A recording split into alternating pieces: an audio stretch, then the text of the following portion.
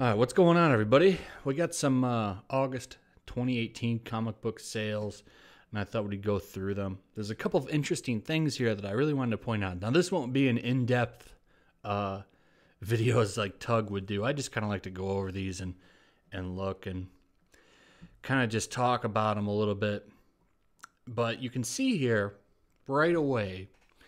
So also in the report, they talked about Marvel's sales being up. However, when you take a look at this, you can kind of see why. So Infinity Wars number 1, 104,000, right? Fantastic Four number 1, 368,000. And I'm sure CB Cebulski's going to come out and make a big old Twitter statement about that. But let's talk about this for a second.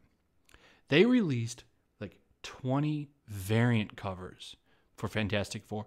Some of them connected. So, for example, there were covers. I forget who the artist was, but they were literally all four members of the team, and they connected. There were a couple of connecting ones. There was one where they're fighting like Galactus or something. Those were connected. So you really needed to buy all of them, or at least if you wanted a set, like you needed to buy all of the covers for that set. It's really kind of a scammy thing to do. A scummy thing to do, actually. And my main problem here is that I'm sure they overshipped. I don't get it. What is with these number ones? Like, who's going out and buying all of these number ones all the time? You know they're not worth anything, right? Like, you have number one of volume like 30 or something. It's not worth anything. Who's going out and buying all of these? Marvel just, they're always rebooting number ones all the time. Like you go over here. Punisher, number 1. They even kind of snuck a Venom number 1 in there. Venom Host, number 1. Some weekly thing that I'm not buying. There's Extermination, so that was a thing. Then you had Wolverine, Dead Ends. But of course, these didn't work because they're part of the milking, which we'll go over. So, these number ones, man, eventually this is going to collapse. And we're already going to see it in one of the comics in here, which I can't wait to get to. But we'll take a look. Of course, Batman up there, number 3 and 4. Not really a surprise. It always is. Every issue sells top gangbusters, which I'm surprised because I really don't think that it's that good. Amazing Spider-Man and Amazing Spider-Man 3 and 4. Strong holding up there at 86, 80-ish thousand. I think that's pretty good. That kind of shows that I think people were ready for a change. Like, for it to still be at 81,000 at issue 4, I think that's pretty solid.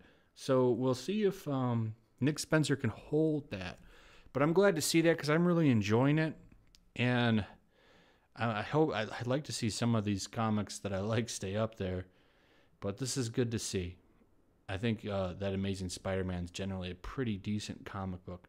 Sandman Universe, I didn't pick that up. I don't really care about that. I hear it's woke, but boring woke. Justice League 5 and 6, not really surprised. I think it's boring.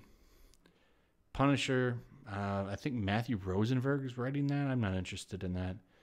So we got Infinity Wars number 2. Now look at that drop off from boom to boom. Like, who's buying? It's always amazes me that like Infinity Wars number 1 will do 100,000, and then you come down here to Infinity Wars number 2 and it's at 70,000. Like, obviously there's like people buying number ones. Like, you got the new number 1? Like, it's gonna be worth something. Has that been working for you? Has that been working? You've been doing it for a long time. Pretty sure that hasn't worked in a long time. I don't get it. Walking Dead still doing strong. Catwoman at 64,000 is pretty cool to see. I thought Catwoman was generally pretty good, so I'm glad that it was holding its ground there.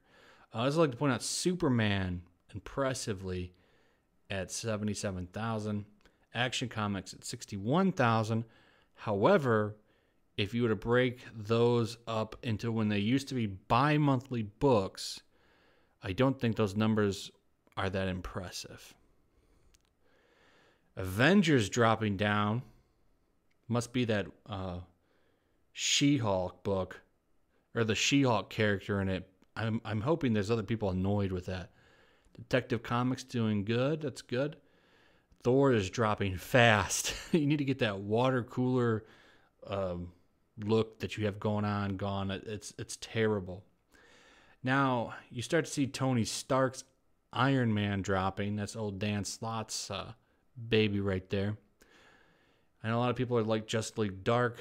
I guess that's pretty good. Mr. Miracle, still up there.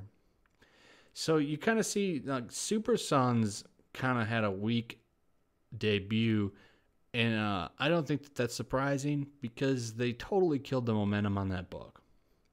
Now, here was the big surprising one right here. West Coast Avengers #1, 34,000.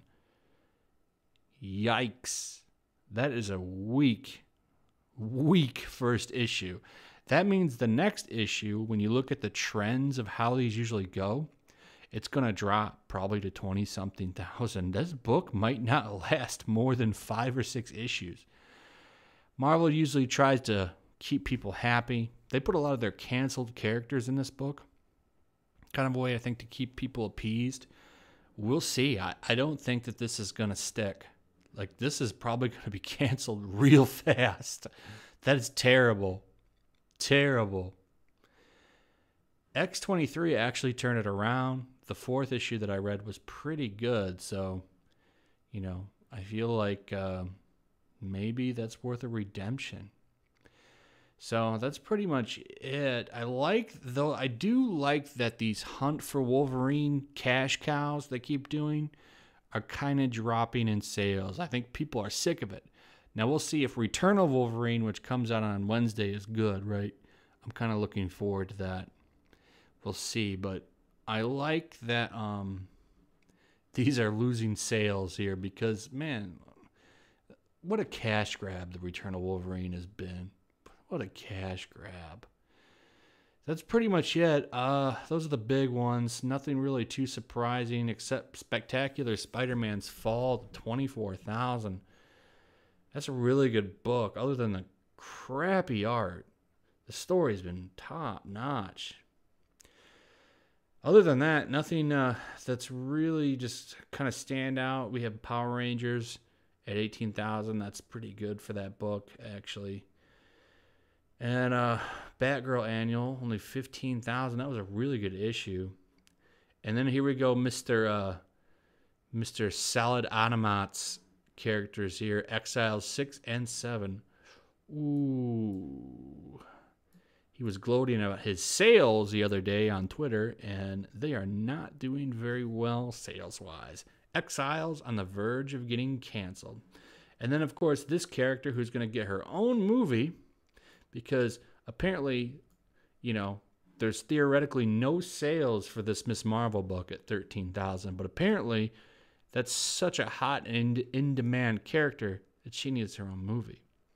Interesting, huh? Interesting. So that's pretty much it. Just a lot of scammy crap from Marvel as usual.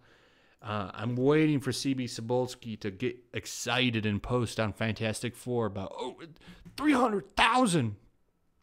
Yeah, dude. You had 40 variant covers or however many you had. Okay? One too many, buddy. One too many. Anyway, overall, so we had a little bit of an increase, 1% versus the previous year.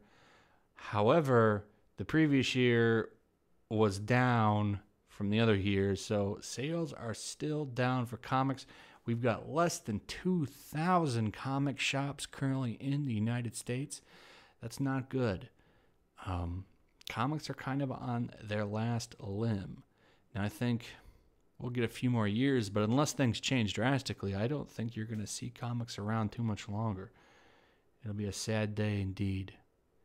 Anyway, let me know in the comments what you think about all of these sales. Is there anything that shocked you? Let me know your general thoughts on the comic industry's lifeline.